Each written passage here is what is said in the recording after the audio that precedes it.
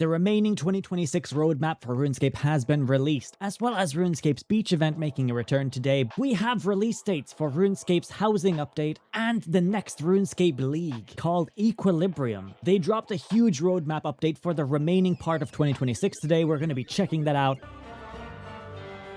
We've been working on it for a while now. We are, of course, talking about the new player-owned house. Player-owned housing from the ground up. Upcoming player-owned house update includes features and customization. So this is Remington. There looks like there's a bank chest right outside now. The house portal is also near an elder tree there. I'm not sure why there's a wizard outside though. The likes of which RuneScape has never seen before. Wow, check this out though. You've got different sizes of rooms.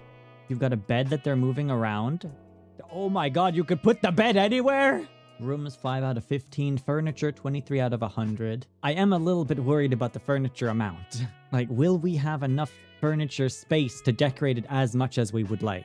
That is always a challenge with these kinds of systems, but check out how organized the menu on the side here is. You've got all your beds here in your storage, wardrobes, fireplaces, tables, chairs, wall items. This is so cool, dude. Check out the mini map. There's a round room, there's a tiny room, there's a long room. They also mentioned having neighborhoods that you could live in with other people. This has to be a neighborhood then. It almost looks like it's a floating island and people have their houses on different spots on the island. They even have a garden area you can hang out in. The palm trees in the middle of the pathway are that rest animation, but... And it arrives next week on July 13th. It's releasing next week? I'm buzzing, man. I am so excited for this. I wasn't expecting it to be out so soon. Because Leagues Equilibrium is on the way. Oh my god, it's happening! It's happening! Region locking mechanics, Region locks! blessings, relics, and features to push your RuneScape Leagues experience even further. I am nervous but also excited by how it's going to work in RuneScape. Content in different regions is very disproportionate. Some regions have basically no bosses, some regions have a lot of bosses. How will that shape people's journey throughout a Trailblazer type region locked league? And how will Jagex work around balancing so that everyone can progress on a generally okay pathway, regardless of what regions they end up picking? Like, balancing the points amounts in each region is a challenge as well. Old School actually got that really good this past one, where all the regions had pretty much the exact same amount of points, if not the exact same amount. And then Old School has spread out a lot of its bosses to all the different regions, so you generally have a pretty decent spread, but there's not necessarily that much of a spread in RuneScape's bosses. Also, they called it Equilibrium. It's green. Does that mean it's Guthix related? There's butterflies as well. It has to be Guthix themed. And twig there, so it's nature. Yeah, 100% Guthix. Equilibrium is balance, you know. Guthix is all about balance. I'm not going to read too much into what these like relic icons could mean yet, but including way more auto-completed quests. Auto-completed quests? Leagues Yes! Equilibrium launches in a month. In a month? Are you kidding me? August 10th? That's so soon. Everything's happening so fast, but my body is ready. Region locking, new combat blessings. I'm excited to see how powerful we can get because combat didn't feel that powerful last league. So I hope they've just made us insanely strong this time around. Excited for new relics. Not having to do a whole bunch of quests is always a big win too. I mean, I like quests, but not having to replay them over and over again. And we'll be sharing much more about Leagues Equilibrium soon. So keep an eye on our channels as we kick off a series of reveals and teasers starting later this month. Oh Beyond my Leagues, god! though, there is still so much more to come. While we have already covered so much this year, 2026 is not yet complete. They've done a lot. You can look forward to Havenhythe Part 2 in September. In September! Dropping before RuneFest. And then RuneFest. RuneScape is API and quickly plugin support in October. API and plugin support in October. I thought it would probably be December or something like that. That is so soon. More balancing, visual improvements, user interface, and quality of life stuff as well, of course, of course. RuneScape is quickly becoming the best it's been in over a decade. Now we want to look at how we can welcome back even more scapers to Gillinor. We have a killer 2027 roadmap in store, which we can't wait to share at RuneFest. Oh my In god, addition I'm excited. to great content, we have even greater ambitions for things that will put us firmly back on the map. So we're planning something. The ultimate reason to welcome back old friends and mentor new adventurers, while respecting the old guard and your desire to see your homeworld thriving again. This mission is about unlocking RuneScape's true potential, and you'll hear more about it later this year. Interesting, very interesting. I wonder what they're going to be announcing for that. I'm excited to redo my entire house next week. Hope all my furniture survives the transition. And then Leagues starts in 1 month. Leagues starts in 1 month. Player-owned housing update launches July 13th. Construction going up to 120. Complete customization of your house. 10th of August for the Leagues. September, Havenhythe Part 2 is coming out. New boss for high-level players. And then a month after that, API support is coming. I am buzzing, and so is Reddit. 99% upvote. Player-owned housing, please be good, please be good, please be good. Next week, holy shit, my favorite skill is back. Make some friends. Damn, these requirements are getting hard.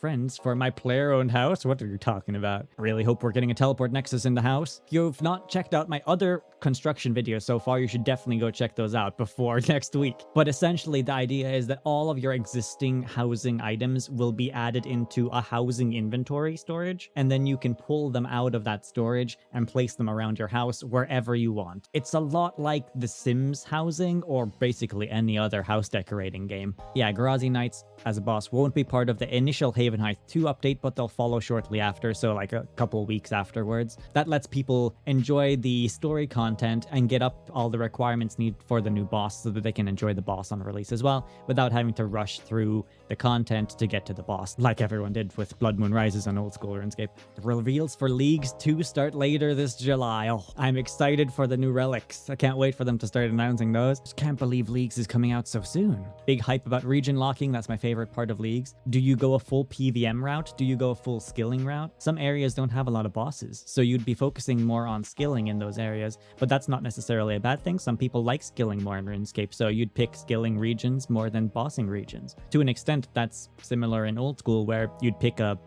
area that doesn't have a raid, for example, if you don't want to do raids. I was wondering if they would release Leagues before or after RuneFest, because they almost have to release it in August if they wanted to get it in before RuneFest, and clearly they do. Otherwise, they'd have to wait until after RuneFest, and then it would go from basically October until December, right? Because it lasts for 2 months. That means that RuneFest this year will only be new announcements. There will be no repeat announcements because they're basically done almost with the roadmap by October then. Yeah, some people are nervous about the region locking of Leagues, but I think if they manage to balance out the point amounts in each region, it doesn't really matter. You can choose what region you prefer, and as long as there's enough points to get to Dragon Rank, for example, or to at least have a fun time and unlock relics, then that's what's mainly important.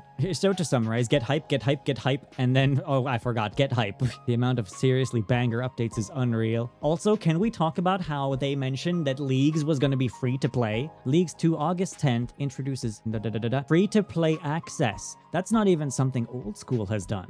That means that you don't even need membership to play this league. And how will that work with area unlocking? I guess there's only a couple places you would be able to unlock with free to play, right? If you get Karamja unlock automatically, then realistically you'd get Desert, which is Al-Kharid, you'd get the Wilderness, and you'd get Asgarnia, and that would be the only areas you'd really unlock, right? All the other areas are members, so it would be easy for them to pick, I guess. A cool challenge as well would be to see how far can you actually get on a free-to-play league account, and how are they going to do that with rewards? Will everyone be able to access these new league rewards as free-to-play items, or will they need to get membership to claim the items afterwards? I think having a free-to-play access league, though, is really cool because it basically means nobody even needs to pay to try it, right? You can just be like, hey, you want to try this really cool version of RuneScape where everything is super speed and you've got these massive power-ups. It's free to play, you don't even have to think about it. Very exciting. I can't wait for more news on this stuff. Alongside this huge preview that, wait, I need to put on sunglasses for this next one.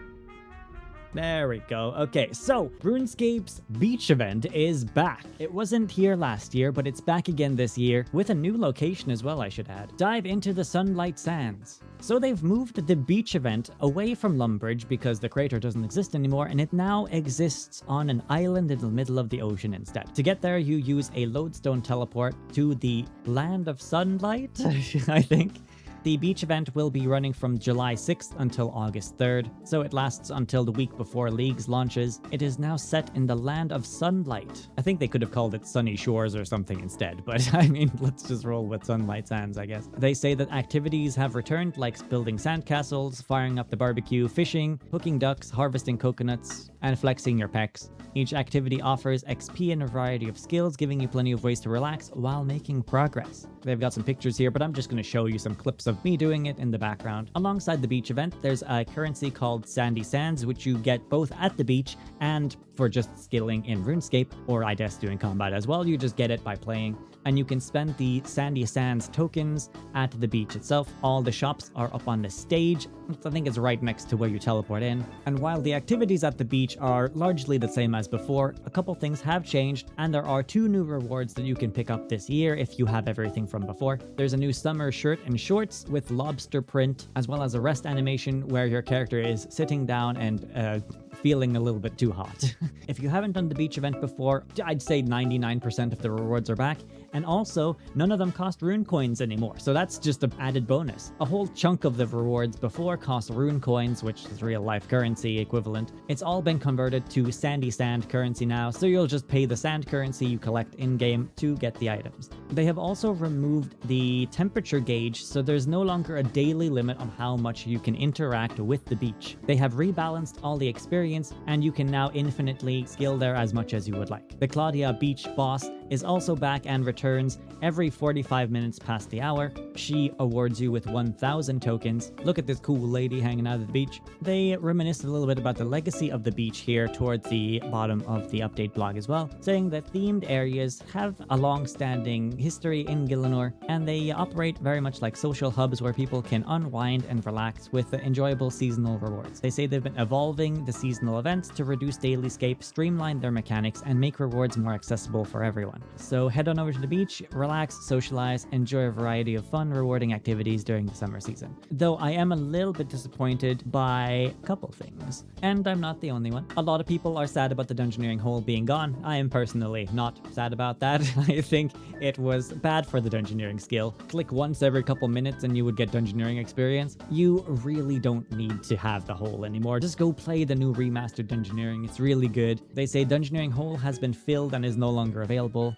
While the accessibility of easy AFK dungeoneering experience was something some players enjoyed, we recently remastered dungeoneering and feel this is the right time to retire this activity. And I agree with that. I don't think it's necessary to have the hole. The hole had some funny text options popping up every so often, but I mean, the temperature gauge I'm really happy that they have removed. Heat waves have also been removed. Ice cream still exists, but it's only cosmetic now and for the different achievements you can get at the beach. So you can still eat ice cream, it's just there for fun now. And happy hours have also been removed. All those systems have been removed, and XP gain from activities has been rebalanced accordingly. Originally, one feature of the beach was to offer higher experience rates than other events, balanced by the temperature gauge limiting how much you could participate. So to reduce the daily min-maxing, they have rebalanced things. And if you would like to know the experience rates, here they are. This is very rough. I did the activities a little bit. The cooking activities for chopping fish up and grilling the fish is around 85,000 experience an hour. Sand castles is 42,000 construction an hour. Coconut trees are 75,000 farming an hour.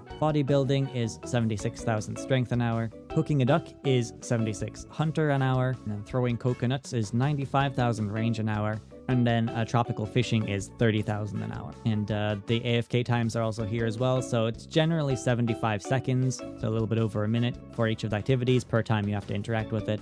Coconut trees are a little bit lower. There's 45 seconds. And then tropical fish is 2 minutes every time you have to move around. So really, you wouldn't go here to train your skills. You go here to relax a little bit, get the rewards from the beach, and then head out again. Regular training methods for skills is far better than these experience rates, but you're getting a little bit of experience at least for doing the beach stuff. So also, yeah, like I say here, Claudia gives 1,000 Sandy Sand currency when you defeat it. Sandy Sand is timer based, not action based. So every so often when you're doing things, you will get a chunk of sand. If you do things at the beach, you get 3 times more sand. So 50 sand regularly, and then 150 sand at the beach. A bunch of beach cocktails have been removed, but there are still some that exist that boost the experience of the activities around in the beach. Sandy clues have also been removed because of their daily scape mechanic. And I'm a little bit disappointed by this one, because you could stack up daily clues. Say if you didn't do them for a week, you could just go and do 7 clues in one go. And they did still give daily clue caskets during the Easter event, so I'm not sure why they removed Sandy clues. Maybe there was feedback that people didn't like the golden egg hunt being a daily during Easter. So they decided to remove the clues from the beach event. But I don't know, I think it's a weird decision because you could stack up the clues and do all of them in one go. If you waited like a week or two, you'd have just a bunch of clues you could burn through then. I'm also sad they removed the bank chest from the beach. So now when Claudia, the boss in the middle, spawns, if you don't have any gear, you have to teleport away from the beach to bank and then teleport back again to the beach. Why can't they just have the bank chest at the beach? That also means you could do skilling activities at the beach if you just want to hang out there, but there's no bank anywhere on the island, so that's kind of a strange decision too. Jagex moderator comments this week include Mod Pigeon saying that once the Jad pet is moved to the Jad drop table, they will make sure it can be overrided just like any other boss pet. ModWow has been replying to a lot of comments on the goblin feedback from last week's blog about updating the goblins in RuneScape. You can check out my video on the goblin update, basically just talking to people, saying what they can and can't do, small tweaks, and yeah, just adjustments to the project basically. Like for example, bending Bent Nose's nose, which makes sense because of the name. Mod Fable has said that they're looking to include the API update into mobile, but they're still investigating how feasible it is, but they're trying to get the API update as well as plugin support for mobile as well. One comment asking about the time frame for the Grand Exchange update, where Modiago has said there is no time frame for when it's coming out, but I have a release date for you because we've got the full roadmap of July already. Sunlight Sands coming out this week. Next week, player-owned housing and 120 construction, as well as Lunar Legends for the marketplace cosmetic drops. Then the mid-game rebalance is coming out a week afterwards, which I've got a video on, went out a couple days ago. And then on the 27th of July, the Grand Exchange update is coming out. So final week of July, we're getting the Grand Exchange improvements that have been teased so far. League 2 previews are also starting on the 20th of July, it seems like.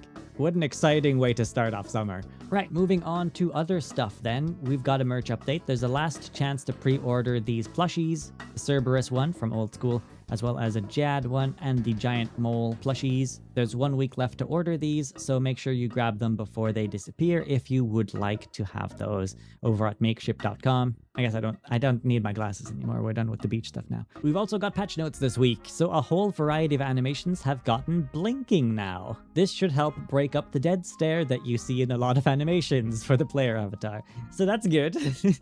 Maybe make them a little bit less creepy now. That's nice. A lot of NPCs in St. Tistan Church had invisible heads. Those have returned.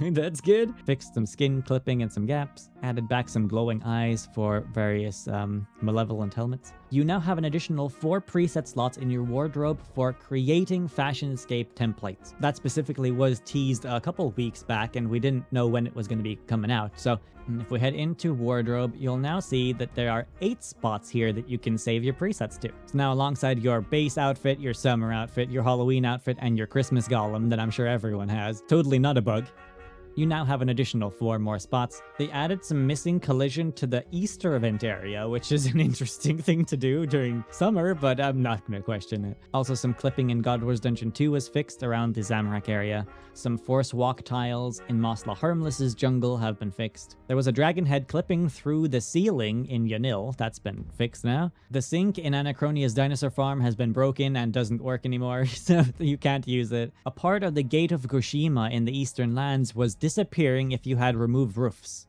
Like a whole section of the wall was being removed. So that's been fixed. That's interesting. They've also added some new fixes to leaf and plant fading. You know, when you move through trees, you'll still see your character. They've added some fixes to that. Some shading bugs have been fixed. Now on to the featured art for this week, and the past week, I guess. Mulibris is showing off their player-owned house, which looks gorgeous. This art style is really nice. Also, I've seen this character around a lot. I hope we can get this sort of vibe from our houses next week. Very cool, Mulibris. And DMH at Lecky has 3D printed the Wise Old Man and painted them as well. Very neat, good job with that. And Preslik is featured this week with a penguin recruitment poster, as well as a polar bear recruitment poster. So whose side are you joining exactly? Let me know in the comments. As well as Fruit Carver having made a what seems to be a brass cutout of the Bando's sigil. That is really cool. Nice attention to detail and craftsmanship on that one. So about 20% of people are upset that certain parts of the beach have disappeared, which is understandable. Still, most people like the update. Please put the bank chest back on the beach somewhere. How many people are going to cry about the dungeoneering hole being removed? Well, we've got memes. Cry about the hole. Everything reminds me of her. Not even a little bit sorry. AFKing a hole for weeks is a choice. I'm embarrassed I ever did it. Imagine not getting 120 dungeoneering at the dungeoneering hole. It's the summer dung hole. Oh, that's a horrible combination of words. Warm, stinky summer dung hole. Some people hate it, some people love it. How am I supposed to know that summer is here without reading the same dozen hole jokes 1,000 times every morning? So no hole, question mark. Smack! We'll make our own hole. With blackjack and hookers.